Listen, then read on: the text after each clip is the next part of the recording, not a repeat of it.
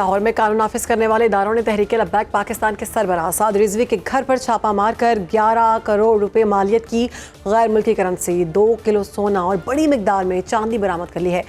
ذرائع کے مطابق چھاپا FIA، پنجاب پولیس اور دیگر اداروں نے مشترکہ طور پر مارا۔ برآمد ہونے والی تمام اشیاء تحویل میں لے لی گئی ہیں، جبکہ سعد رضوی کے خلاف منی لانڈرنگ کی تحقیقات بھی شروع کر دی گئی ہیں۔ حکام کا کہنا ہے کہ سعد رضوی ٹریک ڈاؤن کے دوران مرید کیس سے فرار ہو گئے تھے، جبکہ ابتدائی معلومات کے مطابق برآمد ہونے والی رقم اور قیمتی سامان کے ذرائع کے شواہد تاحال سامنے نہیں آ سکے۔ پولیس حکام کے مطابق TLP سربراہ کا کوئی ذاتی کاروبار نہیں، جس پر سوال یہ ہے کہ اتنی بڑی دولت کہاں سے آئی۔ ادھر FIA نے مذہبی تنظیموں کے مالیاتی نیٹ ورک کی چھان بین بھی شروع کر دی ہے۔ ذرائع کے مطابق متعدد بینک اکاؤنٹس منجمد کیے جا چکے ہیں، مبینہ طور پر تشدد اور پرتشدد مظاہروں اور احتجاجی سرگرمیوں کے لیے استعمال ہو رہے تھے۔ سیکورٹی اداروں کا کہنا ہے کہ مشتعل عناصر کی نشاندہی کر لی گئی ہے اور آئندہ چند روز میں بڑے پیمانے پر کریک ڈاؤن متوقع ہے۔ اسی پر بات کریں گے، ہمیں جوائن کیا ہے ہمارے مہمان سینئر تجزیہ کار سلمان عابد ہمارے ساتھ موجود ہے۔ بہت شکریہ سلمان صاحب۔ وہی سوال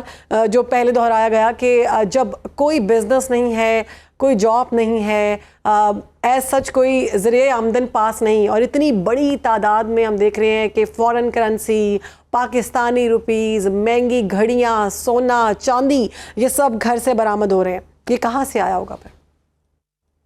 دیکھیں، بنیادی بات تو یہ ہے کہ اب یہ ساری چیزیں انویسٹیگیٹ ہوں گی کہ یہ ساری چیزیں کہاں سے آئیں، کیسے دولت انہوں نے اکٹھی کی،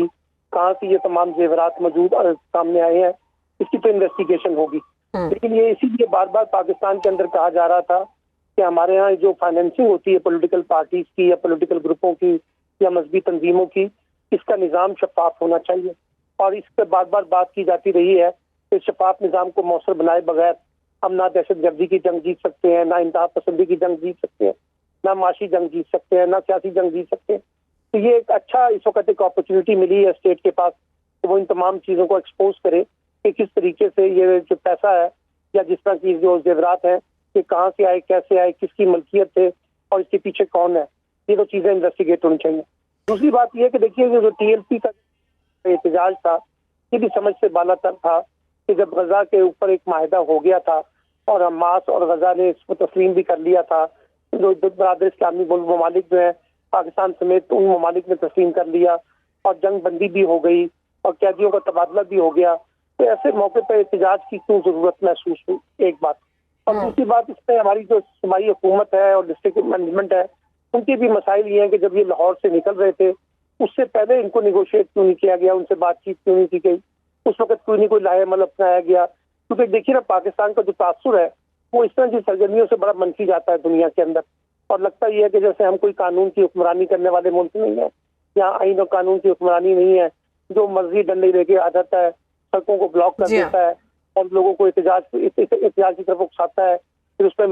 لوگ مرتے ہیں، شہید ہوتے ہیں، ہمارے سیکورٹی اہلکار جو ہیں ان کو بھی نقصان کھانا پڑتا ہے، پیسہ اس پہ لگتا ہے۔ یہ تمام چیزیں جو ہیں جب لاہور شہر میں اور پنجاب میں دفعہ 44 نافذ تھی تو پھر یہ کیسے کیوں باہر نکلے؟ تو میرا خیال ہے ان چیزوں کو بھی انویسٹیگیٹ کرنا چاہیے اور احتجاج کا ایک میکینزم بنانا پڑے گا پاکستان کو، چاہے وہ سیاسی تنظیموں کے حوالے سے ہو یا مذہبی تنظیموں کے حوالے سے ہو۔ احتجاج کا کوئی طریقہ کار ہونا چاہیے، یہ نہیں کہ آپ پورے پاکستان کے اندر چیزوں کو بلاک کر دیں، لوگوں کو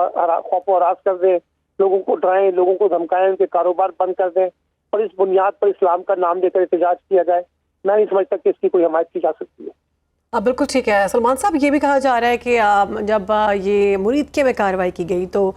جو چیئرمین ہیں سعد رضوی صاحب، وہ ان کے صاحبزادے جو ہیں وہ منظر سے غائب ہو گئے تھے۔ اس کے بعد پولیس کی جانب سے یہ کہا گیا کہ ہم نے ان کی مقام کی نشاندہی کر لی گئی ہے اور کہا گیا کہ خود سے گرفتاری دے دیں تو معاملات بہتر ہو سکتے ہیں، ورنہ مزید کارروائی ہوگی ان کے خلاف۔ تو ابھی تک کارروائی جو نہیں کی گئی، گرفتاری عمل میں نہیں لائی گئی، اس کی کیا وجہ ہے؟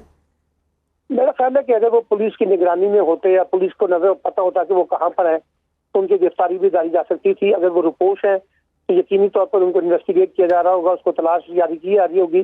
اور میں سمجھتا ہوں کہ TLP کے لوگوں کو جواب دہ بنانا ہوگا، ان کو قانون کے شکنجے میں لانا ہوگا، کیونکہ یہ طریقہ میں نے کہا نا یہ ٹھیک نہیں ہے، اس سے پاکستان کا قد کاٹ نہیں بڑھے گا،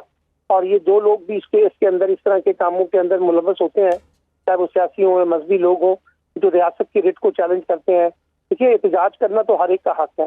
لیکن یہ احتجاج پرامن ہونا چاہیے نا. جی لیکن پرامن احتجاج کی بجائے اگر ہم لوگوں کو بلاک کر دیں, لوگوں سڑکوں پہ بلاک کر دیں, کاروبار بند کر دیں, لوگوں کو معاشی طور پہ مفلوج کر دیں, پورے شہر کی آمد و رفت کو مفلوج کر دیں, نقل و حمل آپ دیکھیے نا, موٹر وے بند رہی ہے,